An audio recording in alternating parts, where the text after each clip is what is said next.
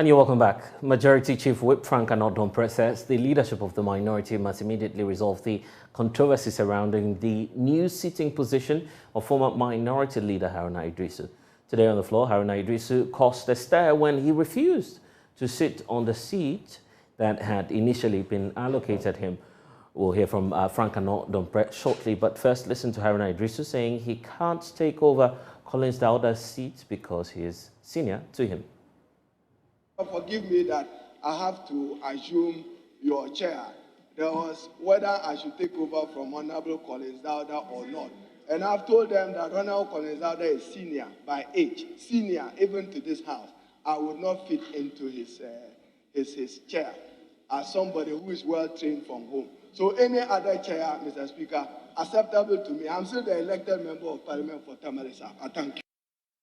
We can now hear from Majority Leader, the Majority Chief Whip, Annor Dompreh, who says this controversy is untidy and must be resolved immediately. It's one thing for him to have said that. It's another thing for leadership to engage. I think they should do it quickly. The more it festers on, it could create problems. So I'll try and talk to Kwame if there are things that you should be able to do. The timing is of essence. They have to do it quickly. In terms of crossing carpet, positioning, the intention. If you look at the law, it's about the intention. The mens rea, the intention. His intention was not to cross carpet. And he said it. He said it openly that, Mr. Speaker, I have to speak from your position. Crossing the variable which is like the litmus test in drawing the conclusion on this is the intention. Check the law. It's about the intention. There was no intention to cross carpet. So, ab initio is dismissed, and you have to dismiss that. But I'm saying that he sought permission publicly. This is not an issue we should drag. Me, I take a cue from what you are saying, that the positioning, especially for Honorable Haruna Iddrisu, they should discuss it. And I'm saying this carefully. I am trying to create any bad blood between the current leadership and the previous. I think it's just fair. So, and it has to be quick. Okay, so that's the new controversy coming up on the floor of the House, the fact that the former minority leader may have crossed carpet. Let's bring in Kweku Asante now, who's, of course, monitoring all of the activities for us in Parliament. Kweku, so help us understand this. Where exactly is Haruna Iddrisu? Where is he expected to sit? And why is he refusing to sit at where Collins Dauda is sitting? So, Brace, Blessed, ordinarily, the seat that the new minority leader has taken is that of Haruna Iddrisu. So Haruna Iddrisu now does not have a seat of his own. So Haruna Iddrisu, initially, the plan was to ask him to sit at the place Collins Dauda sit, and that is one of the front seats in Parliament, to sit with Honorable Cletus Avoka. So that was the initial arrangement. But our understanding now is that the Honorable Haruna Iddrisu has now been asked to sit right behind Haruna Iddrisu, behind Atufosen as the new minority leader. So if you come to Parliament now, the seat that was occupied by Dr. Rashid Purple is now going to be the seat of Haruna Iddrisu. But as you heard there, Haruna Iddrisu say, that initial seat that was given to him, that seat of Collins Dauda, he is not happy to sit on it because Collins Dauda is a senior, not just in terms of age, but also in terms of seniority in Parliament. And so because of this, he does not want to take the seat. Our understanding was that Collins Dauda actually did not like the idea of giving out his seat. And so he fought it. So even though, as of yesterday, that seat had Haruna Iddrisu's name, when Collins Dauda came onto the floor, he actually sat on that seat.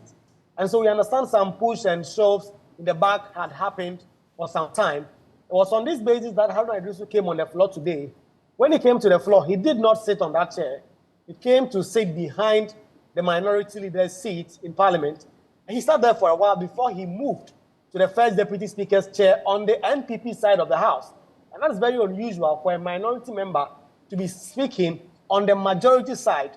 And people have said that, well, that means Haruna Iddrisu has crossed carpet. You've heard that the majority chief whip said, though, the intention, the mens rea is what matters. And so far, Haruna Iddrisu did not evince any intention to cross carpet. So that's about it for now. Haruna Iddrisu says he won't take that seat that belongs to Collins Dauda, and that any other seat that will be given to him, he will take it. Okay, when he came into the House, first of all, where was he sitting? So when he came today, he sat behind the minority leader in that seat that has now been given to him to be that seat that first belonged to Dr. Rashid Purple, that the ranking member on the Natural Resources Committee. That is the seat that has been offered to him now. So it is not clear why he came to sit there first and then left that seat and went to the other side and said that he does not have any new seat. And because of that, he will not take Olinzade's seat. Because when he came to the floor today, he came to sit on what is now his original seat in the House, Dr. Rashid Purple's seat, right behind the minority leader, Dr. Atuforsen. So that is where he sat today.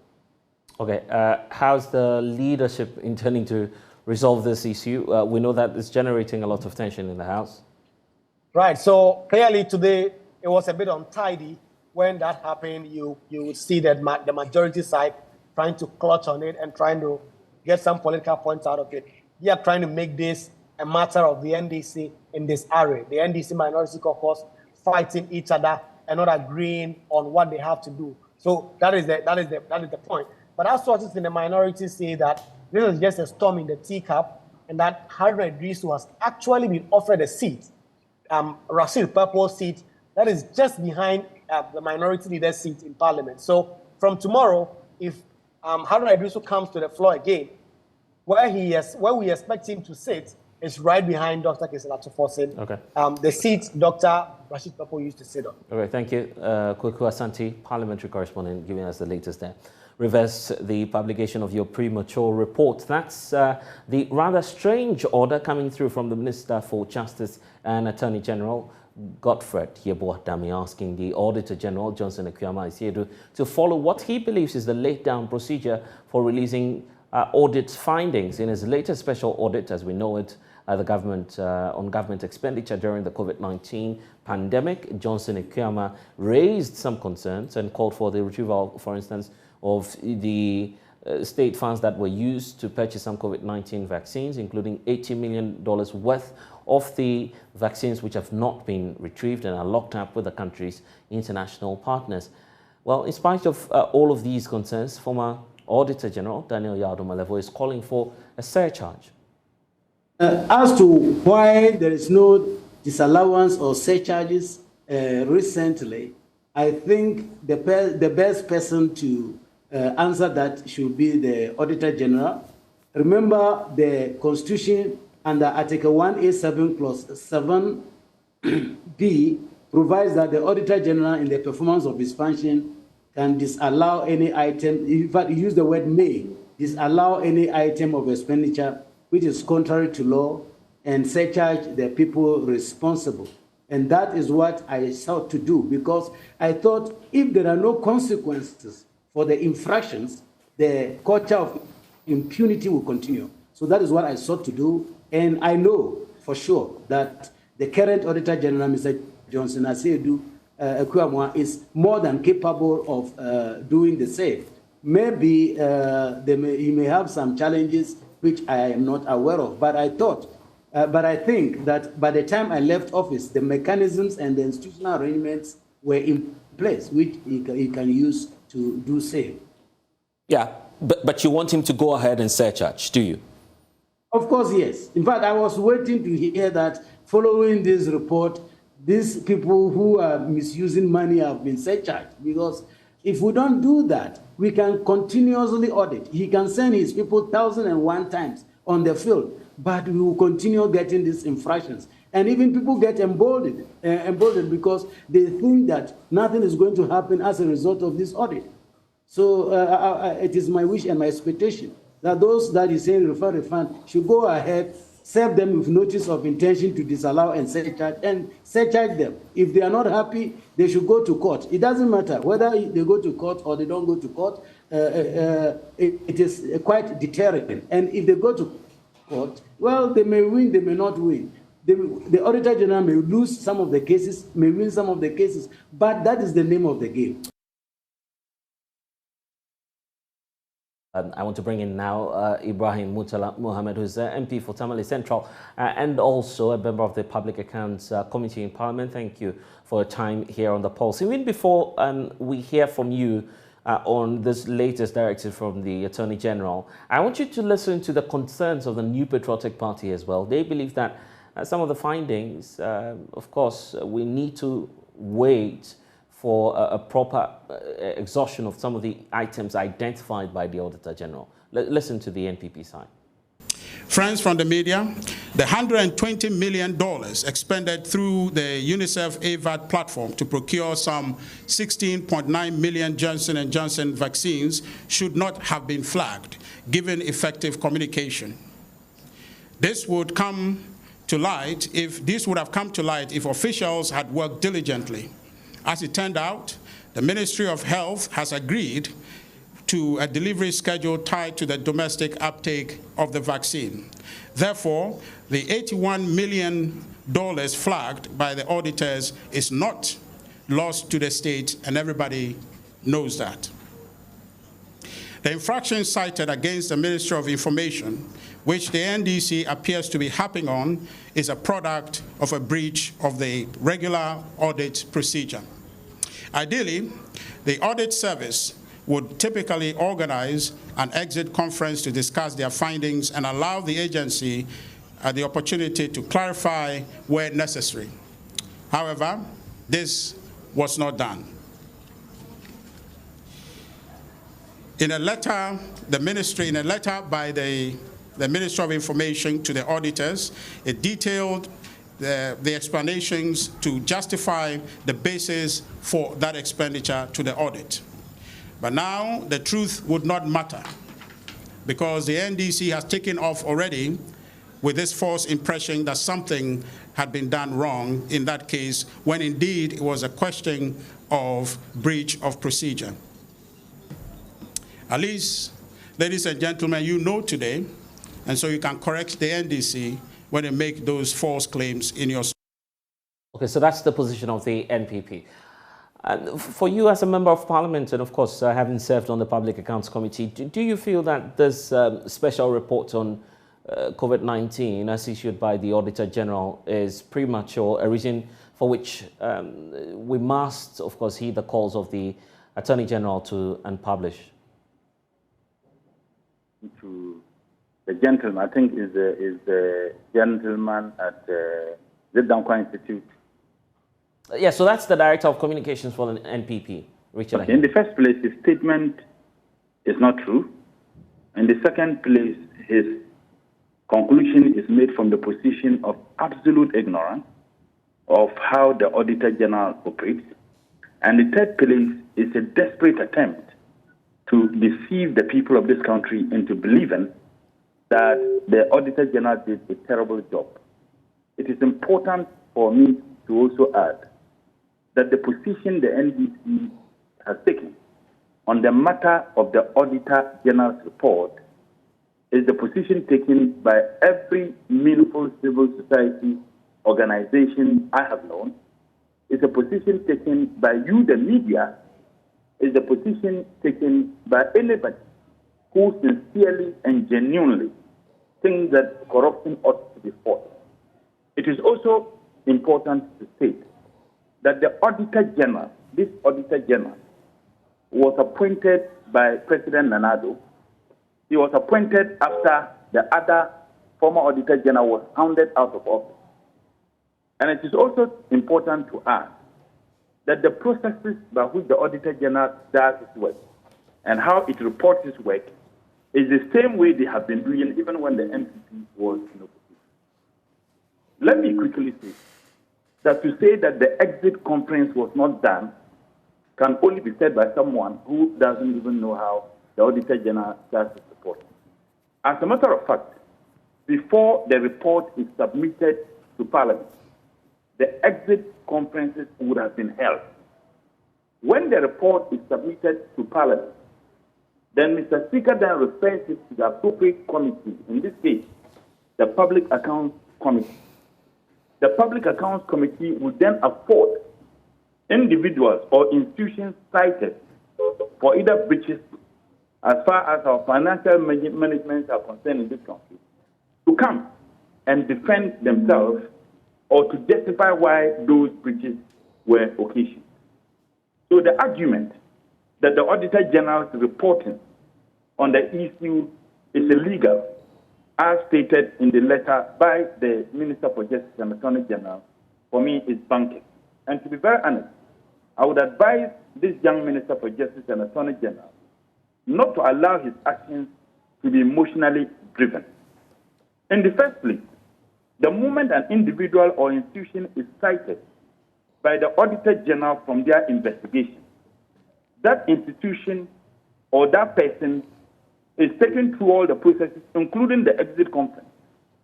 After the audit is done, before the report is compiled, the Auditor General would have made the report available to that individual or institution cited for such breaches. And the moment the report is made available, it ceases to be a private thing, it becomes a public document.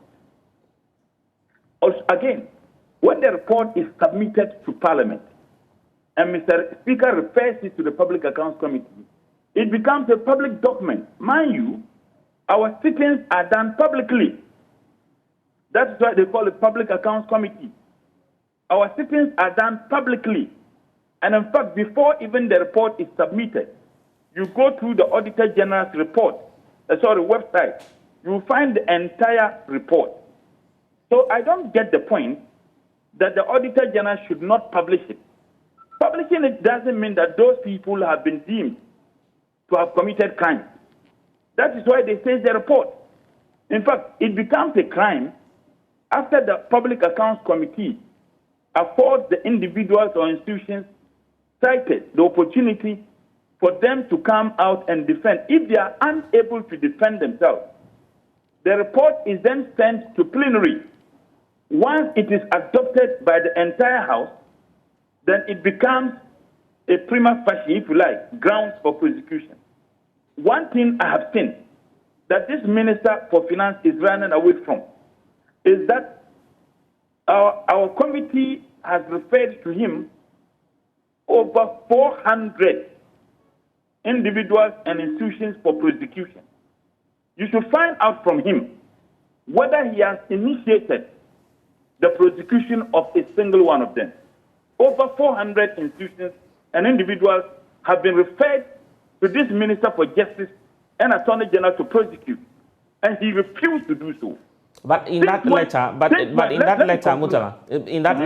the auditor, the Minister for Justice points out that there's been correspondence between the Office of the Auditor General and himself. So it will be premature to go ahead. It is not the Auditor General. The Auditor General, the moment the report is submitted to Parliament, it ceases to be the property of the Auditor General. It becomes the property of Parliament. So this idea of correspondence between his office and the Auditor General is neither here nor there. I thought he was going to say that there have been correspondence between Parliament and his office. The Auditor General submits his report. The report is referred to the Public Accounts Committee. The Public Accounts Committee affords the individuals and institutions the opportunity to come and defend themselves. And at the end of the day, the committee then submits its report to plenary. Once it is adopted by Parliament, the committee then refers the issue, Parliament then refers it to the Auditor General for prosecution. Mind you, the Public Accounts Committee has the powers of the High Court. So this argument that there have been correspondence between his office and the Auditor General, for me, is neither here nor there. Find out from him why he has refused to prosecute the over 400 individuals and institutions referred to him for prosecution. One very important point I also want to make. Many people in this country were concerned about the backlog of the report of Auditor General. Is that not the case? As I talk to you, we did the 2018 report, did 2019. As a matter of fact, we started the 2020 report, and we are done with various agencies and institutions. We shall begin our nationwide, public hearing sometime, I think, about 2 weeks' time. So this argument that there have been correspondence between he and the Auditor General, for me, is not the issue here. Find out from him why he refused to honor the obligation as indicated to his office by Parliament to prosecute individuals who have been cited by the Auditor General and confirmed by Parliament that they ought to be prosecuted. Why has he refused to do so? Last point, since Since when has this Minister for Justice and Attorney General realized that the reporting of the Auditor General is wrong? He was the Deputy Minister for Justice and Attorney General for 4 years. He has been the Minister for Justice and Attorney General for almost 3 years. And it has suddenly dawned on him that the way the reporting is done is wrong. The reason why he is doing that is because his government, his corrupt government, is exposed by the Auditor General to be fantastically corrupt. And it is putting the entire government in a bad light. That is why he is engaged in this desperate attempt to do what is not supposed to be done. But then, what are you likely to do as Parliament? Because a lot of calls have come up. Even your own party is asking for a live telecast of the sittings on these special reports. What will happen at the committee level? I know you're not the chairperson, but of course you have information on what the next line of action will be. As far as we are concerned, we don't give a jot what the minister says, whatever statement he has to Auditor General. As far as we are concerned, there is absolutely nothing wrong with the way the reporting is done, as long as the people are not accused to have committed a crime until a proper investigation is done. And isn't it curious that he's refusing to carry out his constitutional obligation to prosecute those people who have been identified to have indeed occasioned breaches as far as our financial management is concerned, both by the Auditor General and Parliament. Yet he's focusing on trivialities. That's not what the people of this country are looking forward to. They are looking forward to ensuring that these individuals and institutions are prosecuted. If they really and genuinely mean to fight corruption, unfortunately, under this government, they are fighting anybody who is fighting corruption. Okay, we'll have to leave it here. Ibrahim Mutala Mohammed, thank you for your time here on the Pulse World.